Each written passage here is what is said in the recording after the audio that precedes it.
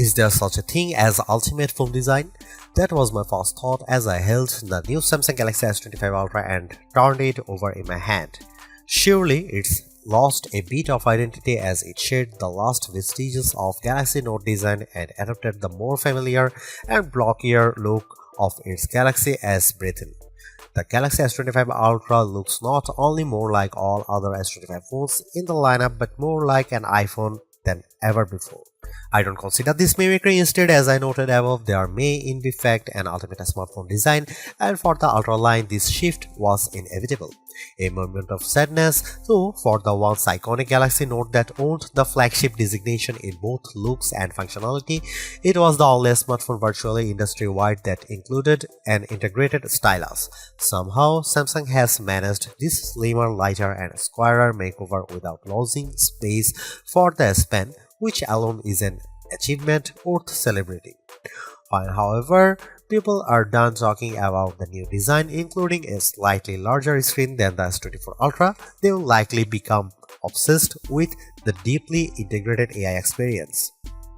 With the S25 line, Samsung has effectively blurred the lines between Galaxy AI Bixby's system-level AI actions and Google's Gemini's generative AI capabilities. And Samsung isn't shy about presenting its partners' capabilities. They are accessible through a long press of the power button, and while the connections between Gemini, Google's apps, and Samsung's apps isn't always seamless and automatic, when it works, it's smooth and quite useful.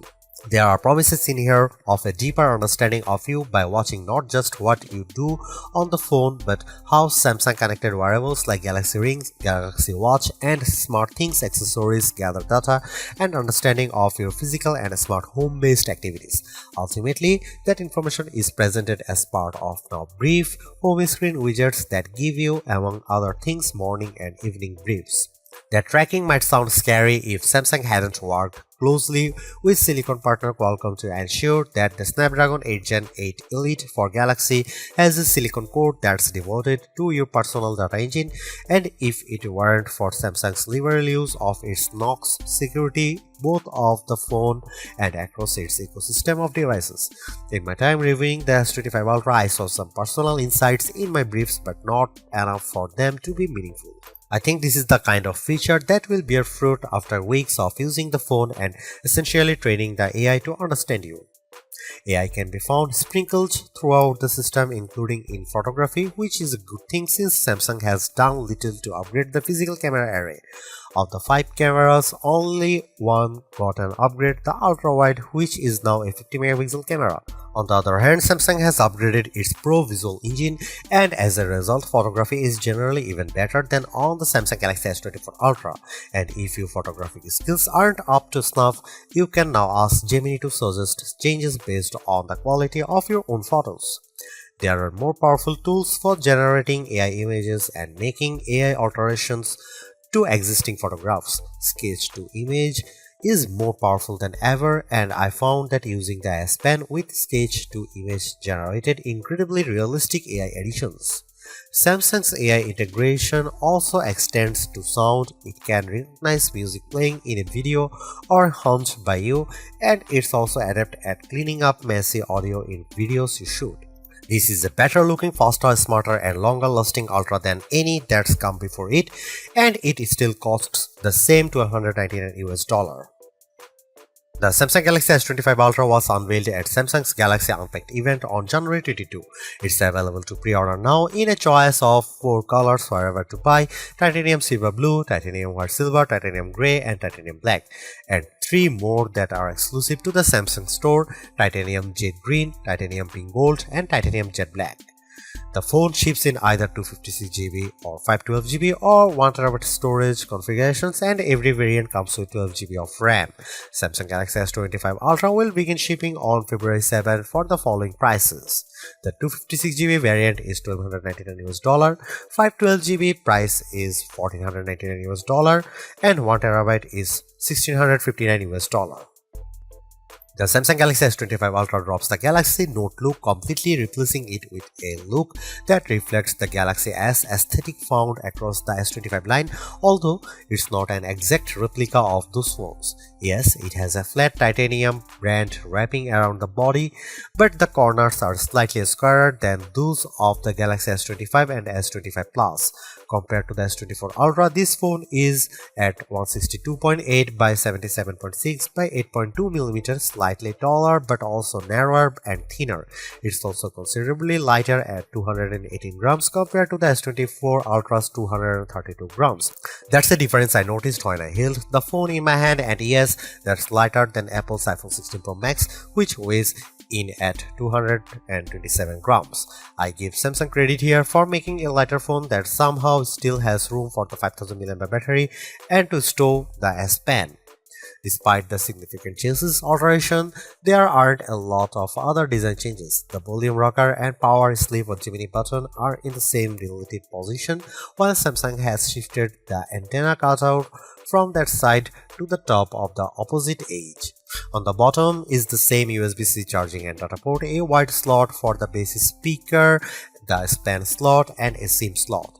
That last slot is notable because while Apple's iPhone line in the US only offers eSIM support, the S25 Ultra offers a standard SIM and eSIM and includes dual SIM support. While the S25 Ultra's body is titanium, the front and back are swaddled in Gorilla Glass Armor 2, which includes the extra protection of ceramic.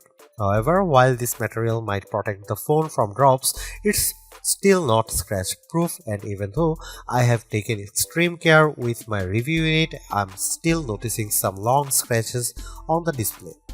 They are not deep and they are not noticeable when the screen is off. Still, I wait the day when a smartphone manufacturer can deliver a truly scratch-proof display.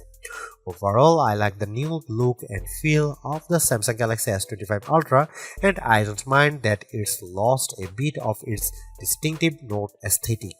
This is a big screen handset that I enjoy holding and using.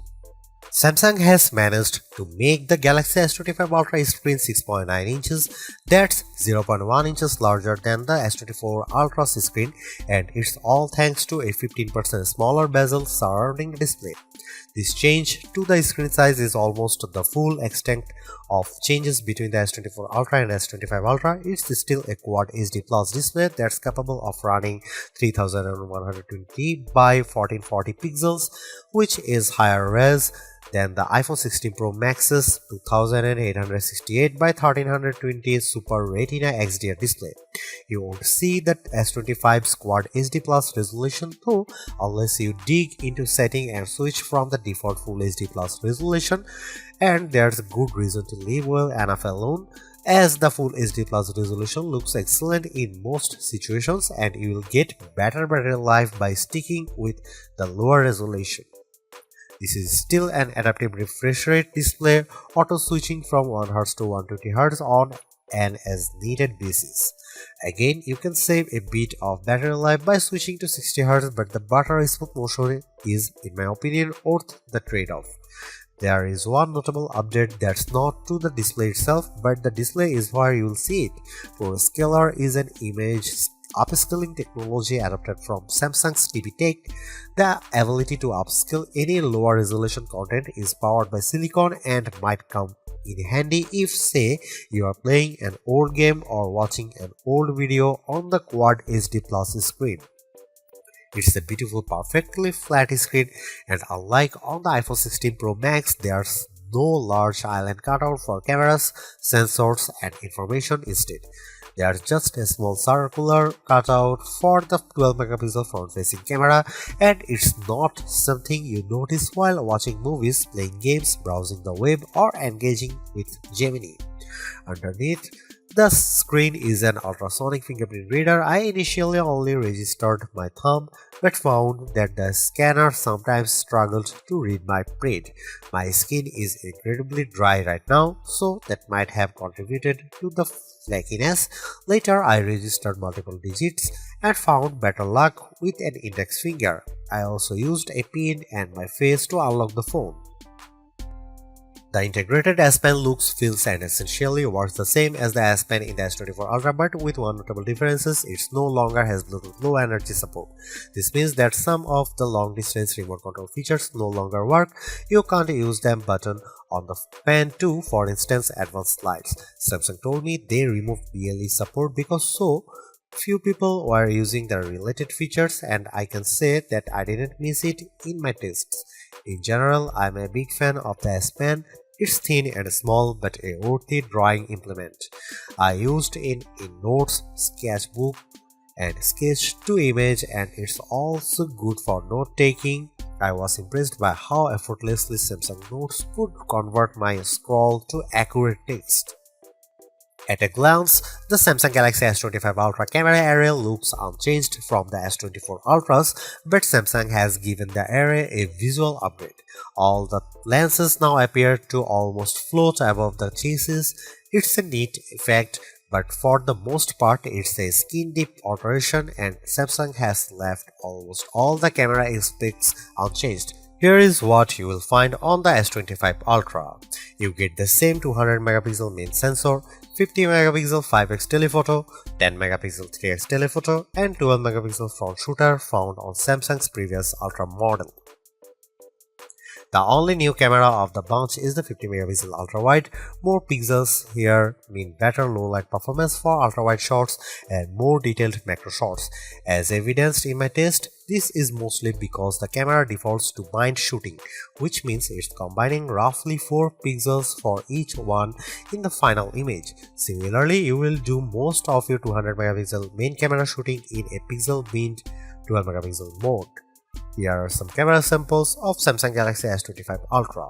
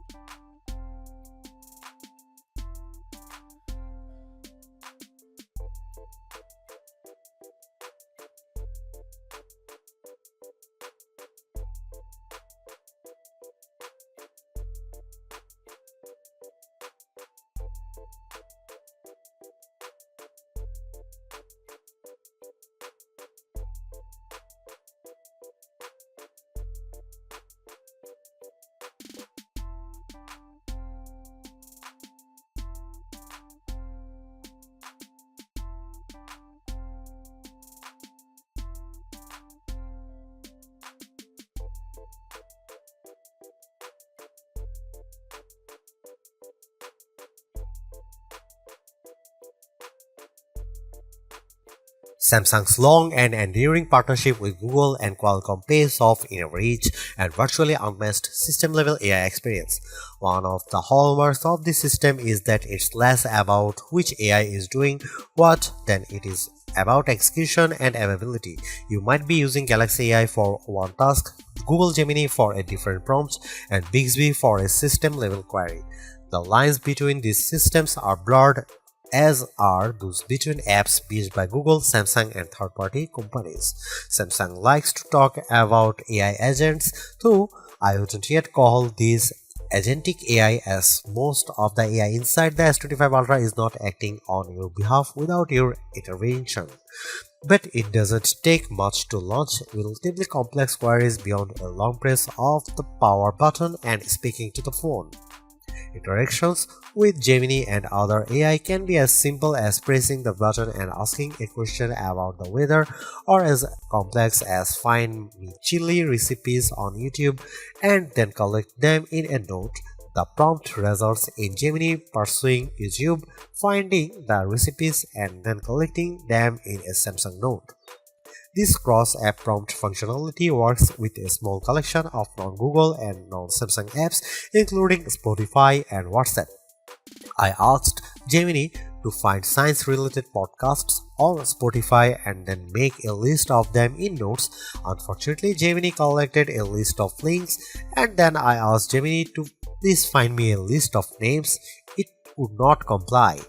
My other complaint with these cross-app connections is that nothing works unless you link apps like Spotify to your Google account. Multi-modal capabilities mean that the AI can react to everything from photos and videos to audio. Samsung, though, has some work to do on making these processes simple and seamless. I also used the feature to identify various plants and followed up with questions about how to care for each of them. In each case, Gemini maintained the context of our conversation.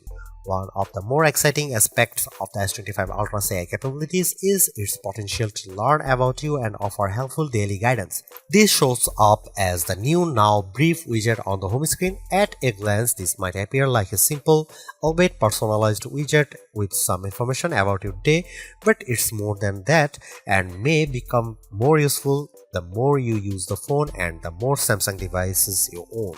Now, Brief is tied to the new personal data engine, a local bit of learning AI that's housed in a special core on the Qualcomm Snapdragon 8 Gen Elite chip.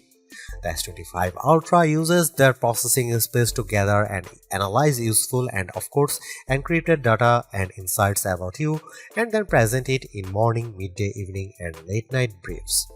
These include basic info like calendars, weather, and reminders. But they can also give you insights such as your energy score and if you wear a Samsung Galaxy Watch or Galaxy Ring to bed, your sleep quality. Eventually, it will start offering suggestions on how you can improve these metrics. Samsung's mix of local encrypted data and occasional cloud-based AI mirrors that Apple is doing with Apple Intelligence. Most of its AI is local, but it will sometimes send the data to its encrypted cloud or even, with your permission, pass it off to third parties like ChatGPT. Samsung's unfettered use of Gemini and easy blending of Bixby system features and third-party apps makes Samsung's AI offering feel more complete and comprehensive. And while Apple is only comfortable letting people create cartoonish images to themselves and new Genmojis, Samsung is pushing the boundaries of AI image generation. Since the introduction of Galaxy AI last summer, I have been adding uncanny, lifelike AI elements to original photos using sketch to image, and the S25 series proves even more adept at fictional creations. I used sketch to image to add a white mouse to a series of images using the S Pen. I sketched a simple line drawing of a mouse, doing my best to accurately position it on each surface. Then I let Samsung Galaxy AI do its work. The results were jaw-dropping. The only way you'd be able to know that the white mouse had not coincidentally appeared in each photo is the AI-generated content watermark on each images. Drawing Assist lets me sketch anything poorly and generate watercolors, cartoons, pop art, 3D cartoons, oil paintings, and sketches based on it. I can also generate images from text and original photos. The sketch features do a nice job of turning photos into line drawing. The system can be a bit unpredictable, though. I entered the prompt a bird flying over the Empire State Building, and S25 Ultra's Image Assist refused to generate an image because the prompt might contain inappropriate content. More practically, Samsung's Galaxy AI was effective at helping me clean up images using generative edit. It was effective at removing a man who chose to step into frame just as I was trying to run some nightography test. AI has helped Samsung add its own Shazam feature. If I'm watching a video with a song in it, I can identify it by pressing the virtual home button and choosing the note icon. This worked every time when I tried it with YouTube and Instagram Reels, and it was also able to identify any song I tunefully hummed. A more useful audio feature in my opinion is the new audio eraser. This is very similar to Apple's audio mix tool. Both can identify, separate and remove background noises in videos. Samsung's version did an excellent job of removing all noise from a video I shot on busy street. Yes, if you remove all background noise, the final audio can sound a bit unnatural, but I'm still impressed. As a system, One UI 7 is cleaner and smarter than ever. Even Gallery has been given an AI upgrade, so it's better at returning useful photo results. I can now select the search icon and then speak my query with typically accurate results. I asked for photos of plants and the S25 Ultra instantly returned all my photos that include plants.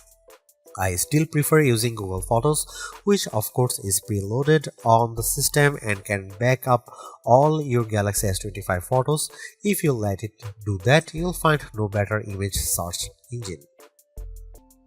The Samsung Galaxy S25 Ultra is the best Android phone you can buy right now. Interacting with AI has never felt more natural or useful. In addition, the phone's gorgeous screen, helpful S Pen, solid battery life, and class-leading power all contribute to Samsung's most well-rounded offering. Top-tier cameras with exceptional zoom merely top it all off. You can get a similar overall experience from the Galaxy S25 Plus and the Pixel 9 Pro XL for less money, but with a slightly smaller screen and without the stylus. For anyone seeking the ultimate Android phone too, the Galaxy S25 Ultra is our editor's choice winner.